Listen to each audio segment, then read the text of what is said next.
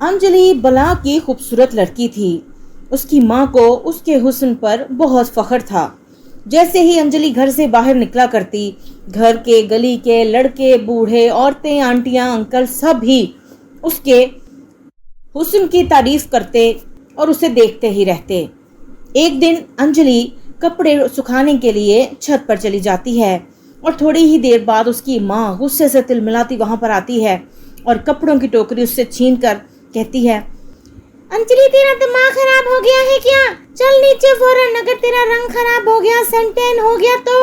अरे माँ परेशान मत हो, कुछ नहीं होता। नीचे चली जा फौरन और जाकर मुल्तानी मिट्टी लगा चेहरे पर। माँ क्या करती हो? कुछ नहीं होगा कह रही हूँ ना। समझ नहीं आ रहा तुझे क्या कह रही हूँ? नीचे जा और मुल्तानी मिट्टी लगा। माँ की बात सुनकर अंजलि नीचे आ जाती है और मुल्तानी मिट्टी का पैक चेहरे पर लगा लेती है।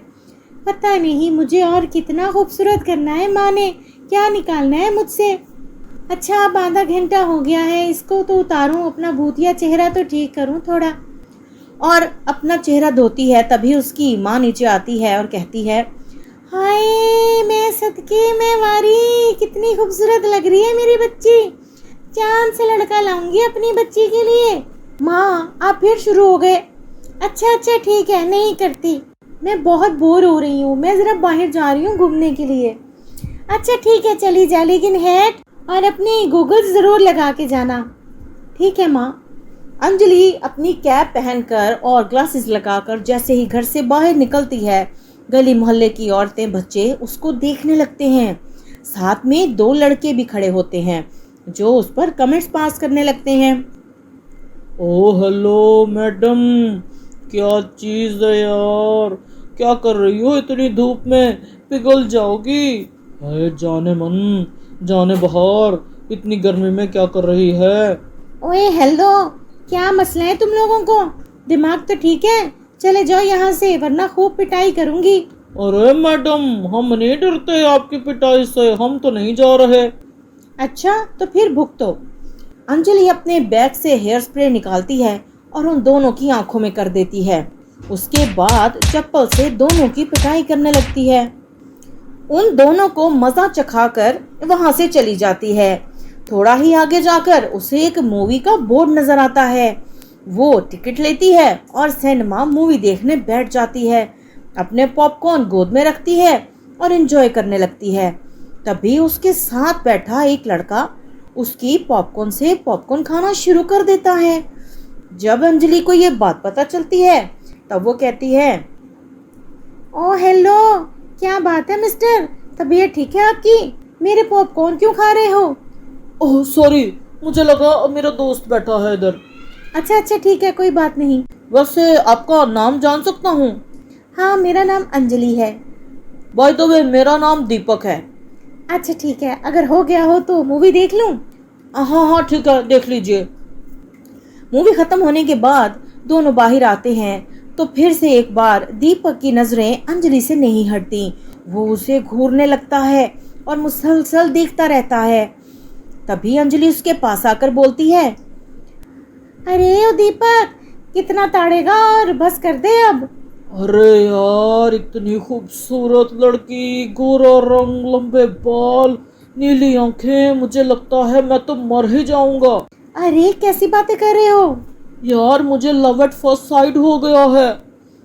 अच्छा ठीक है, लेकिन मेरा फैसला सुनने का इंतजार तो कर सकते हो ना? हाँ कर सकता हूँ, लेकिन मुझे फैसला हाँ में चाहिए। ओके ठीक है, तो फिर हम पहले थोड़ा मिलते हैं, आपस में थोड़ी जान पहचान करते हैं।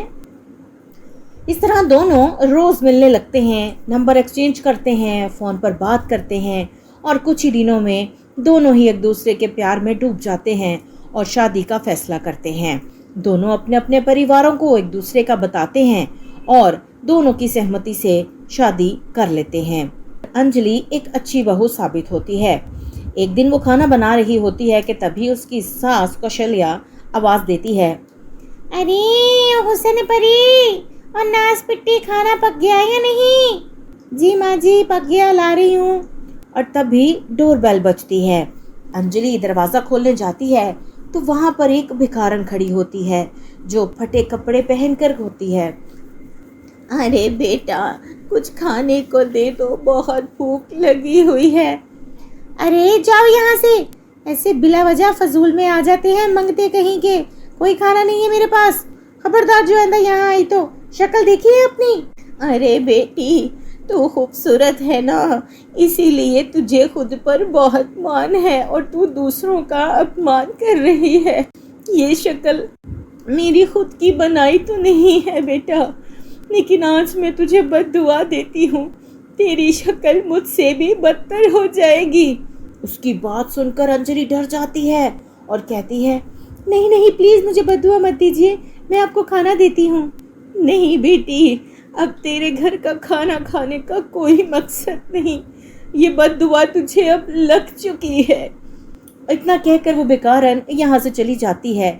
लेकिन उसके जाने के बाद अंजलि बहुत परेशान रहने लगती है और बार बार चेहरा शीशे में देखती रहती। और कुछ ही दिन गुजरते हैं कि अंजलि के मुंह पर लाल और काले रंग के मोटे मोटे दाने बन जाते हैं। वो बहुत ही बदसूरत लगने लगती है और अब सब उसको बेकार शक्ल वाली समझने लगते हैं। वो परेशान होकर दीपक को सारी बात बताती है। दीपक उसकी बात सुनकर कहता है, देखो अंजलि, तुम बहुत खूबसूरत हो, लेकिन इसका ये मतलब नहीं कि तुम दूसरों को कुछ भी ना समझो और उनकी इंसल्ट करो। तुम्हें इस बात की सज़ा मिली है। मेरा ख्याल है तुम्हें उस औरत से माफ़ी मांगनी चाहिए और उसे खाना खिलाना चाहिए।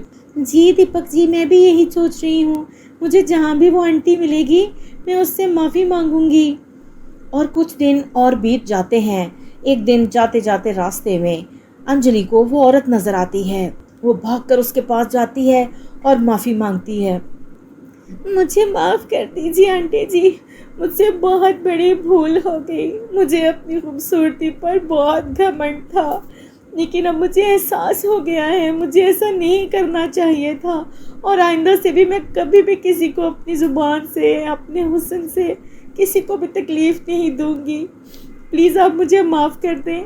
ठीक है बेटी, तुझे एहसास हो गया, मेरे लिए यही बहुत है। बस मैं दुआ करती हूँ कि तेरा चेहरा ठीक हो जाए, और ये पकड़, हल्दी और नीम का लेप लगाइयो। उसका लेप लेकर अंजलि घर वापस आ जाती है और वो लेप लगाना शुरू कर देती है। थोड़े ही दिन गुजरते हैं कि दोबारा से अंजलि का चेहरा चमकता दमकता हो जाता है और बिल्कुल ठीक हो जाता है। उसके बाद उसका घमंड बिल्कुल ख़त्म हो जाता है और वो अपने सास और पति के साथ